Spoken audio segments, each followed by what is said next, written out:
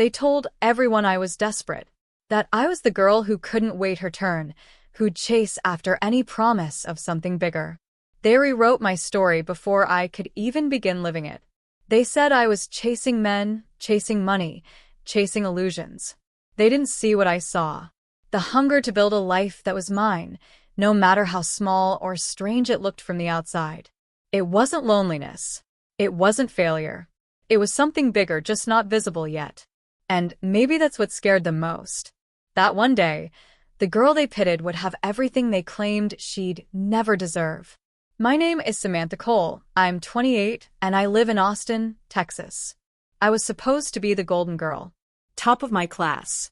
Dean's List at NYU. My mother used to say I was the one who'd make it out. Out of our tight little neighborhood in upstate New York. Out of the cycles of paycheck-to-paycheck living. Out of small lives and smaller dreams. I had it all mapped out. By 30, I'd have a thriving career in PR, a solid partner, a high-rise apartment with floor-to-ceiling windows. The kind of life you pin to a vision board. But the universe has its own timeline, and it rarely consults your spreadsheets. When I moved to New York City after graduation, I thought my story was finally beginning. I got a job at a boutique PR firm in Manhattan, long hours, high pressure, tiny paychecks, but it felt like purpose. I wore my ambition like armor. I worked weekends, said yes to every client, skipped birthdays and brunches. I was climbing, until I wasn't. It started slowly. A rumor that our biggest client was pulling out. Budget cuts. Silent meetings. Then one morning, I walked into the office and everything was packed in boxes. No warning. No goodbye. Just a pink slip and a list of resources for career transition. I walked out of that building numb. It felt like my skin didn't fit anymore. I stood on the curb on 6th Avenue, holding my cardboard box full of desk plants and broken dreams.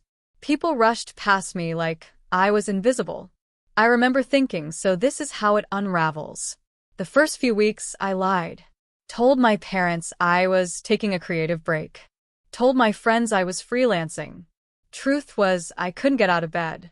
You spend your whole life being the smart one, the driven one, the one with potential, and then suddenly you're just not.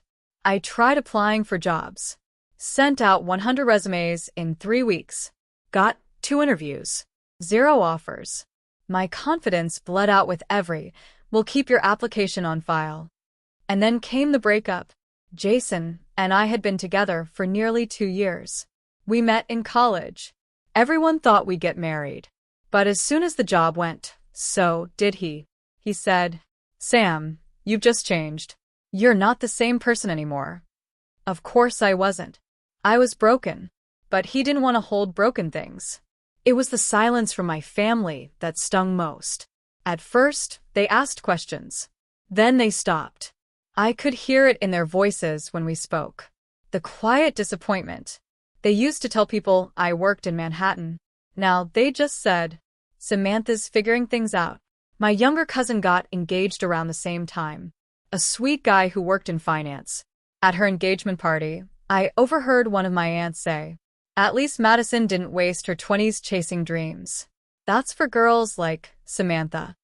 Girls like me. The ones who wanted more. The ones who reached too far. The ones who were now apparently desperate. The worst part wasn't what they said. It was how they said it, like it was a given. Like the idea that I could still succeed was laughable. I remember sitting on the edge of my childhood bed, staring at the wall where my old vision board still hung. The corners had curled. The images faded. I was 27, unemployed, single, and living with my parents. I used to dream of magazine covers. Now I was clipping coupons. But here's the strange part. When you fall that far, something inside you shatters and then reforms. I stopped trying to impress anyone. Stopped pretending I had it all together. And that made space for something else. One morning, while scrolling job boards with numb fingers and a mug of stale coffee, I stumbled on a volunteer listing. Tech Literacy Support, Brooklyn Senior Center. It paid nothing, but I clicked it anyway. At the bottom of the listing was a single line. Sometimes, the people who teach the most aren't the ones with all the answers. I stared at it for 5 minutes. Then I signed up. It wasn't a comeback. It wasn't even a plan. It was a whisper in a storm. But that's how my real life began. Not with applause, but with a quiet decision no one noticed. I didn't know what I was expecting when I first walked into the Brooklyn Senior Center. Maybe a room full of people who wouldn't even look at me. Maybe just more reminders of everything I'd failed at. Instead, I found a drafty basement lined with folding tables and a dozen battered laptops that looked older than me. There were about 15 seniors scattered around, squinting at screens like they were trying to decipher ancient hieroglyphics. I felt out of place in my cheap blazer and scuffed flats. But when a tiny woman with silver hair and a pink cardigan looked up and smiled, something shifted. Her name was Dorothy. She'd come every Tuesday because her grandson had moved to California, and she wanted to learn how to video call him. The first time I sat with her, she peered over her glasses and sighed. "This machine hates me," she muttered. I laughed, a small, startled sound I hadn't heard in months. "Maybe it just doesn't know you yet." We spent the next hour setting up her email. She tapped each key with exaggerated caution, like she was afraid it might explode. And when the confirmation message finally appeared on the screen, she looked up at me with tears in her eyes. "You brought my baby into my living room," she whispered. I didn't know what to say, so I just squeezed her hand. That night, I lay awake replaying her words. They echoed louder than all the doubts that had been suffocating me. "You brought my baby into my living room." It didn't sound like failure. It sounded like purpose. The next week I came back, and the week after that. Soon, I wasn't just showing Dorothy how to email. I was helping Mr. Alvarez figure out online banking, teaching Mrs. Klein how to order her prescriptions without waiting on hold, showing Mr. Riley how to send a birthday video to his granddaughter. Some days were excruciating, like when Mr. Alvarez forgot his password for the 4th time and threw his hands in the air. "I'm too old for this." Or when Dorothy burst into tears because she missed her grandson so much it hurt. But there were also moments that stitched my heart back together. Like when Mrs. Klein emailed me after class. "Thank you for making me feel less invisible." At first, my family didn't get it. When I told my mom I was volunteering, she paused. "That's nice. But don't you think you should be focusing on real work?" I didn't have the energy to explain that this was real work, maybe the most real thing I'd ever done. So I stopped telling them about it.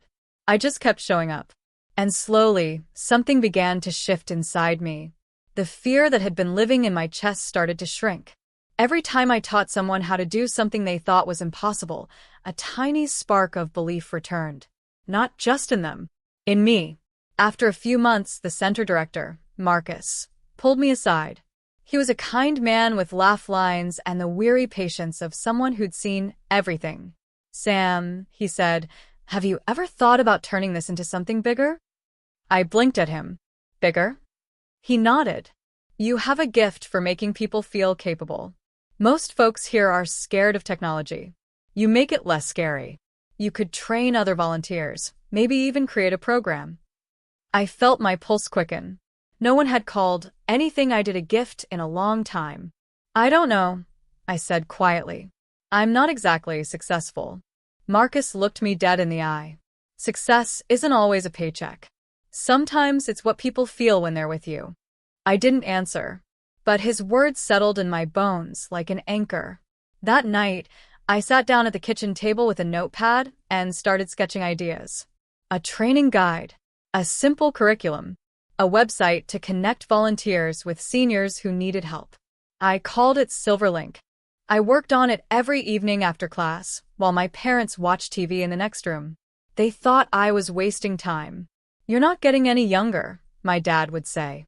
"You need a real plan." But I finally realized I didn't care if they approved, because for the first time in a long time, I felt alive again. By the end of that year, I had trained 8 new volunteers. We were teaching classes in 2 senior centers. And every time someone learned to send an email, pay a bill, or see their grandchild's face on a screen, I felt that spark. It didn't make headlines. It didn't impress the people who still called me desperate. But it mattered. And in the quiet, fluorescent-lit rooms of those senior centers, I was starting to remember who I was. Not the girl who failed. Not the woman who got left behind, but someone who still had something to give. Something that no layoff, no breakup, no gossip could take away. I wasn't chasing a fairy tale anymore. I was building something real, even if no one else could see it yet. By the time I turned 28, Silverlink wasn't just a side project anymore. We had expanded into 6 senior centers across Brooklyn and Queens. What started as me and a handful of volunteers had grown into a rotating team of 42 people. We launched weekend workshops, developed printed step-by-step guides, partnered with libraries, and even got a small grant from a local nonprofit. We were onboarding over 1,200 seniors per month. We taught more than 10,000 hours of basic tech literacy by the end of that fiscal year. And our newsletter, written by seniors for seniors, had a 78% email open rate. That's higher than some Fortune 500 companies. I'd created an app that simplified interface layouts and used voice instruction. It wasn't flashy, but it worked. A local news station even did a short feature on us titled, "Clicking Toward Connection." People started reaching out. Community organizers, nursing homes.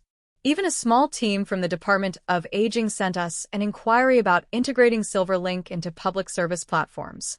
By every metric that mattered, I was finally succeeding. But my family, they still didn't get it. Thanksgiving came that year, and I flew back upstate. I wore a blazer I bought from a thrift store and packed my laptop full of project slides, thinking maybe, just maybe, they'd ask about what I was doing. They didn't. At the dinner table, my cousin Madison was glowing. She was newly pregnant, married to that same finance guy, and had just closed on a 4-bedroom in Westchester.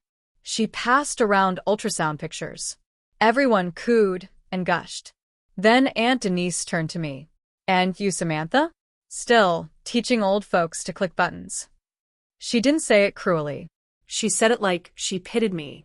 I forced a smile. We're teaching seniors how to stay connected to their families.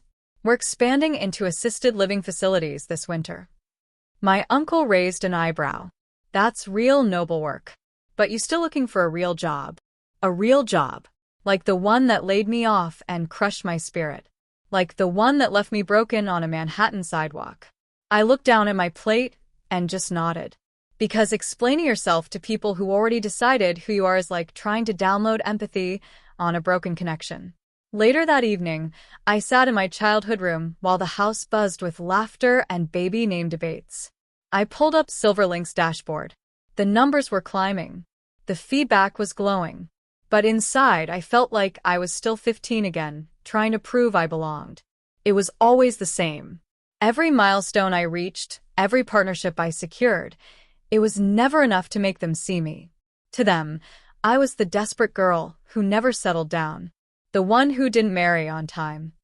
The one who clung to passion projects like they could pay the bills. At one point during the visit, my mother leaned in quietly and asked, "Do you think you'll ever want something more stable?" I didn't even answer. I just excused myself and went out for a walk. The streets I grew up on felt smaller now. Not physically, but spiritually. They still held the version of me I used to be, the straight-A student, the overachiever, the girl with too many dreams and too little patience.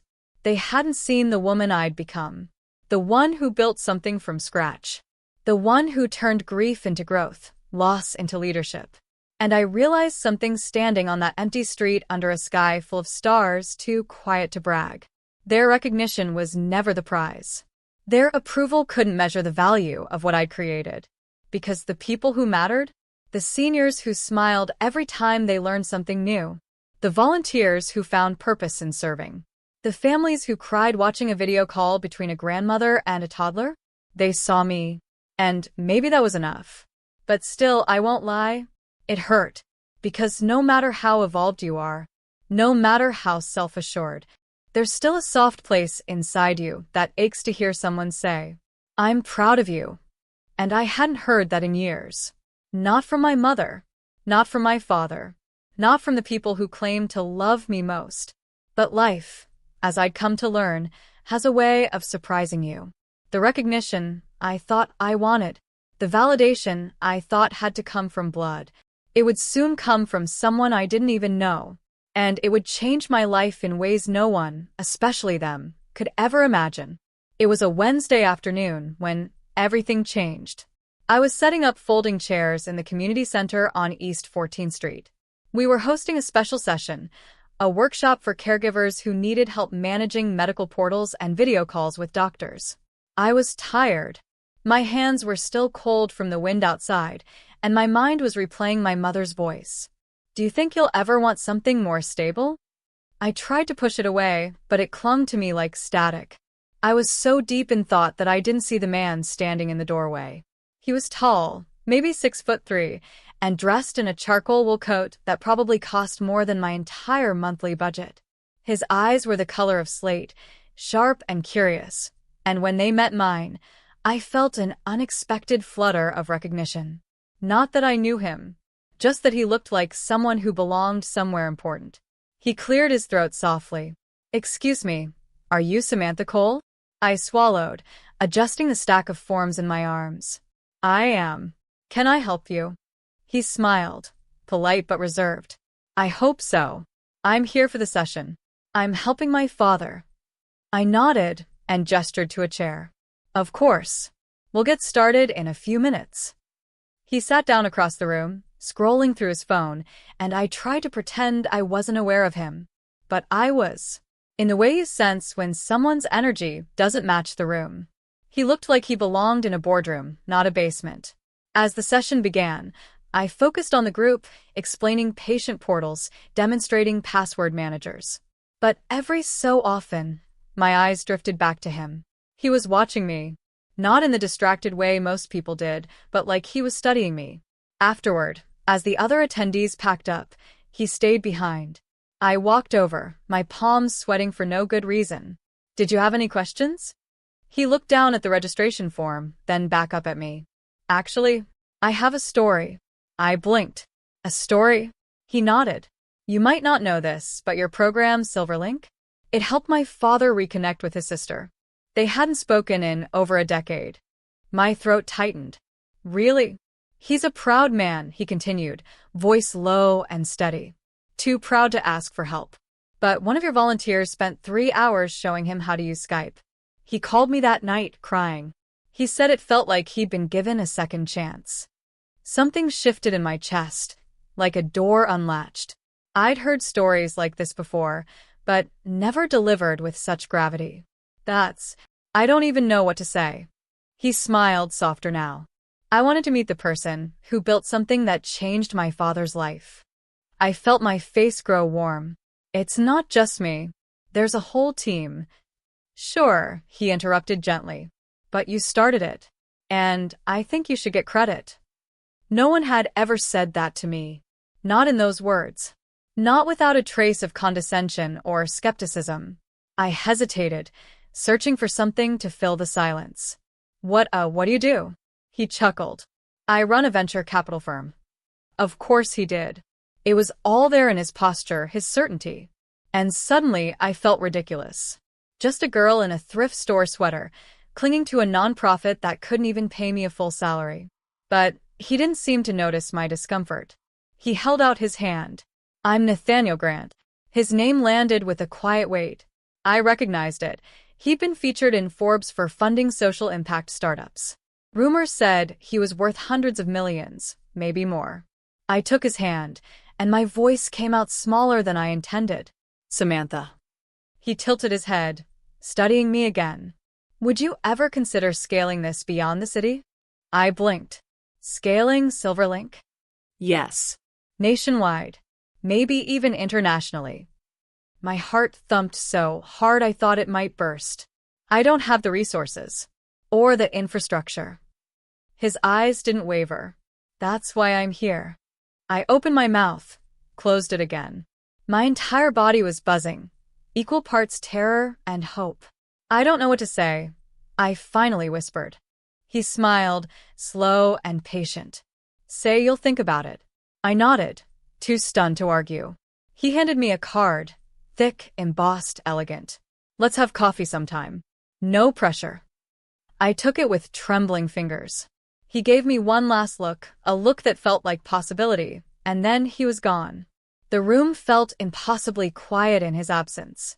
That night, I lay awake, staring at the ceiling. I thought about all the things people had called me: naive, stubborn, desperate.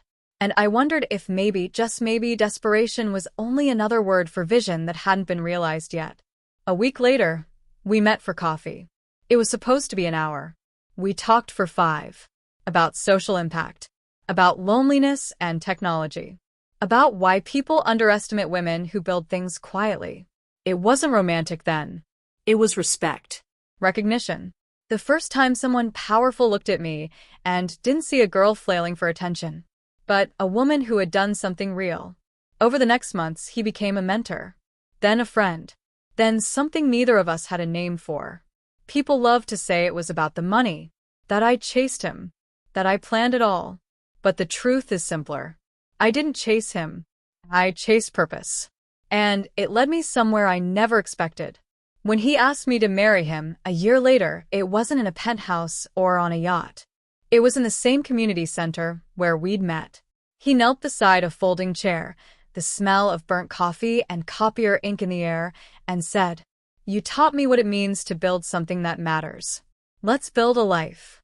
I said yes. Not because he was a billionaire, not because it would silence the gossip, but because he was the first person who ever looked at me and saw the whole story. Not the desperation, not the failure, the quiet, stubborn hope that refused to die. And that was enough. Not because I demanded attention, but because the truth walked in by itself and refused to stay quiet. After the engagement, it took me almost a month to tell my family. Not because I was hiding it, but because some part of me still feared the old chorus of judgment. That somehow, even this moment, so personal and hard-earned, would be twisted into another reason to doubt me. When I finally called my mother, I tried to keep my voice steady. "Mom, I'm engaged." There was a pause. Too long. Too heavy. "To that man you mentioned? The one who invests in things?" I smiled faintly. Yes. "Nathaniel." Another pause. "Is this sudden?" I closed my eyes, exhaling softly. No. "It's been a year. He's kind. He believes in what I'm building. He's good to me." I braced myself for questions about money, motives, timing. But instead, my mother surprised me. "Samantha, I don't always understand you, but I want you to be happy." It wasn't quite an apology. It wasn't even recognition, but it was something. Later that week, a small envelope arrived in the mail. Inside was a note written in my mother's looping cursive. "It took me a long time to see you clearly. I'm sorry for that." I didn't cry when Nathaniel proposed, but I cried then. I tucked the note into the back of my journal. I didn't need to frame it or read it every day. Just knowing it existed was enough. In the months that followed, I watched the story people told about me start to shift. Suddenly, the girl who was desperate was determined. The one who couldn't keep a job was a visionary. The woman who chased men was lucky in love. But here's the quiet truth. Their new approval didn't feel as sweet as I once imagined. Because by the time they offered it, I didn't need it anymore. We kept our wedding small. 40 guests in a garden behind a restored brownstone in Brooklyn. No headline venues. No diamond-encrusted everything. Just the people who mattered. Dorothy came. She wore a pink hat and cried through the ceremony. Marcus stood in the back, grinning like he'd known all along. As I walked down the aisle, I felt something settle inside me. Not pride. Not vindication. Just peace. After the vows, as Nathaniel slipped the ring onto my finger, he whispered, "This was always yours to build." And in that moment, I realized that every false start, every heartbreak, every humiliating dinner table conversation had led me here. If I had never been laid off, if I had never lost everything I thought made me valuable, I never would have learned how to build something of my own. That evening, my brother pulled me aside. He had been the quietest about my choices, never cruel, just distant. He cleared his throat, looking anywhere but my face. "I'm sorry I didn't see it. Any of it." I didn't need him to elaborate. I just nodded. "It's okay." Because it was. I didn't need to print out every nice word. I didn't need to prove anything anymore. I kept working on Silverlink, even as Nathaniel's world offered me countless other paths. I turned down corporate boards and speaking circuits because I still wanted to sit in drafty rooms with folding chairs, helping people who felt forgotten. People sometimes asked why. Why bother when I could live a life of ease and luxury? But they never understood.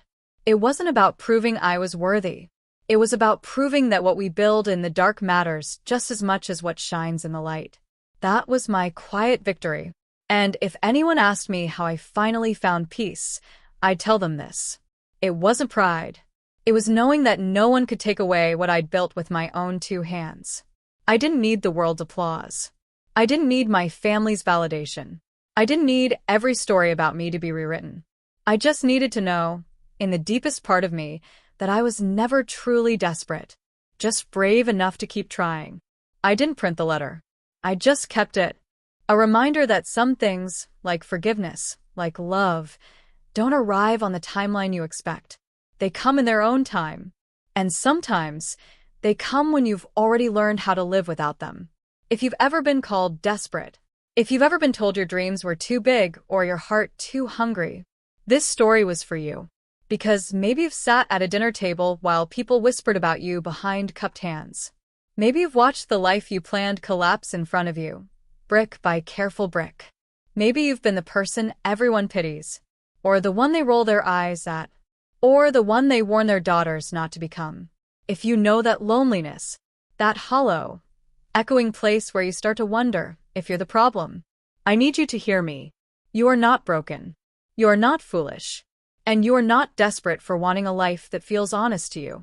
I've learned that some people will never understand the shape of your hope. They will never be able to see your vision because they were never meant to hold it. They will measure your worth in all the wrong currencies: money, timelines, tradition. And when you don't fit, they will call you names to make themselves feel safer. But that doesn't make them right. What I built didn't look like success for a long time. It looked like folding chairs in church basements. Like free classes no one noticed. Like emails that never got answered. But it mattered. And when the moment came for my story to be seen, I didn't have to shout or prove or convince anyone. The truth just arrived. All I had to do was stand still and let it in. If you're sitting in your own version of that basement right now, if you're tired and your hands are cold and your heart feels like it's shrinking, I want you to know something. There is no shame in starting small. There is no shame in caring deeply. There is no shame in hoping for a life that doesn't look like everyone else's. One day, the thing you built in the quiet will speak for you. One day, someone will look at you, not with pity or judgment, but with recognition. And you'll realize you never needed their approval. You just needed to trust yourself enough to keep going. Wherever you're watching this from, whatever city or town or tiny kitchen table, I'd love to hear your story. Who told you that you couldn't? Who called you desperate? And what did you do with that pain? Leave a comment. Share your story. Because someone else needs to hear it. Someone who is exactly where you've been. This channel isn't about viral moments or perfect success stories. It's about the small, human victories that don't always make headlines. It's about second chances, quiet bravery, and the hidden work of becoming yourself. If this resonated with you, thank you for spending your time here with me. Thank you for letting me tell you about the girl who everyone underestimated. The girl who was never really desperate, just determined. And if you're that girl or that boy or that person, I hope you know, you are allowed to want more. You are allowed to try again. You are allowed to be proud of your story, no matter how imperfect it is. I'll be here, sharing more real stories. Stories that don't fit neatly in boxes. Stories that remind us all that quiet perseverance is more powerful than the loudest doubt. Until next time, stay brave, stay curious, and remember, what you're building matters, even if no one sees it yet. Thank you for watching. I'll see you soon.